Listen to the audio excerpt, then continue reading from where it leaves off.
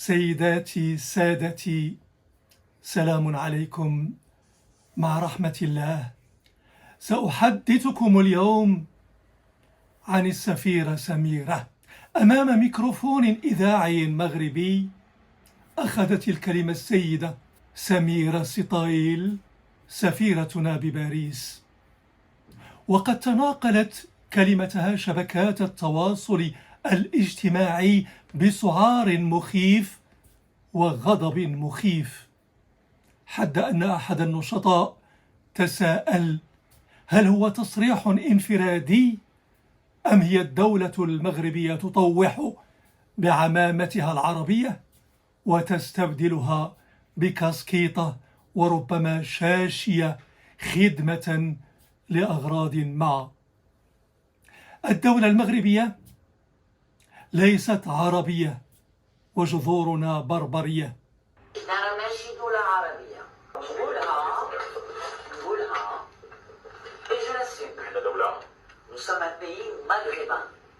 Nous sommes un pays maghrébin. On voit nos origines, nos origines berbères, on voit toutes les confluences. هذا ما قالته السيدة السفيرة. فكيف تبصق على لغتنا وعروبتنا باسم أصول بربرية أو يهودية وما لا أعرف من ترهات؟ يشهد الله ما رأيت في حياتي موظفا في خدمة دولة يحتقرها بصاقا وتجديفا. هل كانت تعلم أنها تخلع عقد البيعة وتتقيأ عليه؟ وقد يقول قائل: ما علاقة هذا بذاك؟ فأقول: إن البيعة شجرة الرضوان، وهذه ليست إلا رسالة النبوة. ومتى كانت هذه إلا دباجة باللغة العربية؟ وكل هذا يؤسس لركيزة الشرعية.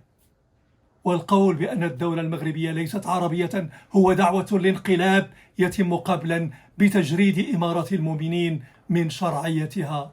أولم يخض ملوك الدولة العلوية حربا شعواء ضد عوامل التفرقة، أي ما سمي ساعتها بالسيبة، نشرا لما سمي بالشرع في وجه العادات والأعراف القبلية التي نعتت ساعتها بالجاهلية؟ أوليس الشرع إلا الحق والحقوق كما جاءت في كتاب الله؟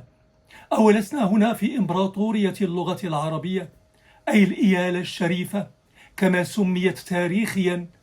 فهل تريد سعادتها إعادتنا لعهد السيبة التي اعتبرها الفقهاء جاهلية؟ هل تريدنا إلا وقد تمزقنا شذر مذر؟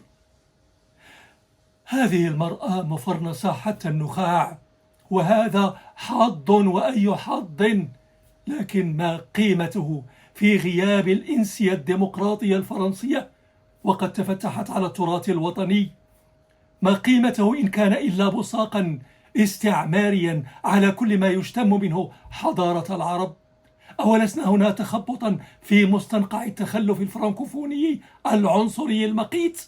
ثم كيف نفسر هذه الخرجة الإعلامية في هذه الظرفية المرة، حيث القنابل الإجرامية تمزق أجساد أطفالنا في غزة؟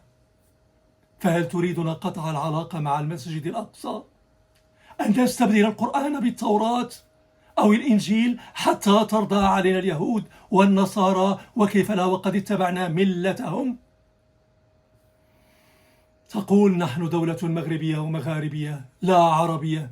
هل تعلم سيادتها أن كلمة مغربي أو مغاربية عربية فصيحة تحيل على عالم إسلامي عربي ذاك مشرقه وهذا مغربه؟ تقول: أصولنا بربرية. وإذا كان الأمر كذلك فكيف لم يسمي البرابرة أرض المغرب أرض البرابرة؟ ثم هل البرابرة حقا برابرة؟ وكيف وهذا الاسم نعت روماني قدحي يعني الوحوش الهمج؟ ولو سفيرتنا علمت بهذا لكانت استعملت كلمة الأمازيغ عوض هذه الشتيمة التي نستهجنها. ثم هل تعلم هذه المرأة أن اسمها سميرة عربي فصيح أوليس سمرا وسمرة، وكذلك ستايل الذي ليس كما تسجله سيطايل، كلا إنه ستايل، مما يعني بالعربية سطيل أي السطل الصغير. هذه المرأة أما كانت تدشن دبلوماسية تواصلية مسلحة بعزيمة حداثية وطنية فكنا نصفق ونفتخر، فكيف اختارت إذن أن تبصق باستهتار علينا وعلى وجوه الدولة ورموز الدولة كأنما لتكافئهم؟ وكيف لا وقد شرفوها بأرقى منصب في أرقى مدينة. والمرار أن هذه السيدة لم تسقط من برج إيفيل في رحاب سفارتنا، كلا، لقد شغلت أخطر المناصب الإعلامية في بلادنا. فكيف والحالة هذه أن لا تحسن ولا صياغة خطاب يحترم عواطف الأمة ومقدسات الأمة؟ نعم نعلم يقينا أنها أشرفت على قناة دوزام حينا من الدهر لتجعل منها القناة المهمشة الغائصة في ديونها وتطبيلها، حتى أنها تحولت من دوزام إلى دوزان، أي مجموعة الأدوات الحرفية لفبركة خطاب متهالك لا وقع له. فكيف بعد هذا الفشل الذريع أن يعينها المخزن في هذه الوظيفة الحساسة بدون أن يخضعها إلى دورة تدريبية تتعلم فيها المبادئ الأساسية للتربية الدبلوماسية، ومع هذا الخطوط العريضة للإشكاليات الثقافية والحضارية للأمة المغربية؟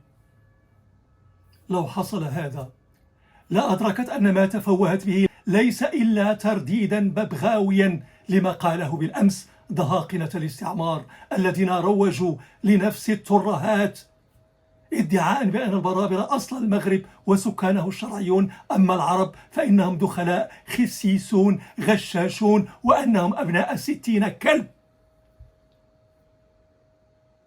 أولم يتوج كل هذا بالظهير البربري المشؤوم الذي أنجب الحركة الوطنية التي خطت خطواتها الأولى بدعاء انتشر كالنار في الهشيم عبر أرجاء الوطن: يا لطيف الطف بنا فيما جرت به المقادير ولا تفرقنا عن إخواننا البرابر، مما توج بالمصافحة التاريخية بين اليد الملكية واليد الوطنية، أو ما سمي بثورة الملك والشعب، طموحا لاستقلال تجسده الدولة المغربية التي إما أن تكون عربية أو لا تكون.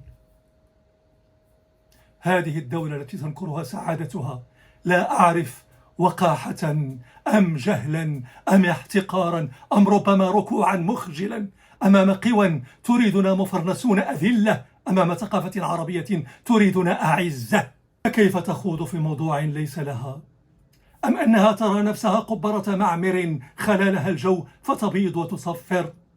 أما كان حريا بها أن تلتزم بتخصصها فتحدثنا عن انتصار اليسار الفرنسي في الانتخابات وانعكاس ذلك على الدبلوماسية المغربية، خصوصا وأن البوليزاريو تحظى بتعاطف كبير مع هذه القوى الصاعدة. لكن كأني بكل هذا لا يستحق إلا قهقهة من الفارسة جان دارك التي تعتلي صهوة جوادها الأعرج نافخة في مزمارها: حي على الفلاح اللا صلاح، فلتسقط دولة العربان الأشباح، ولتحيا الفرنسية ومعها البرابرة الملاح. ودمتم سيداتي سادتي بخير، والسلام عليكم، وإلى اللقاء في فرصة مقبلة بحول الله.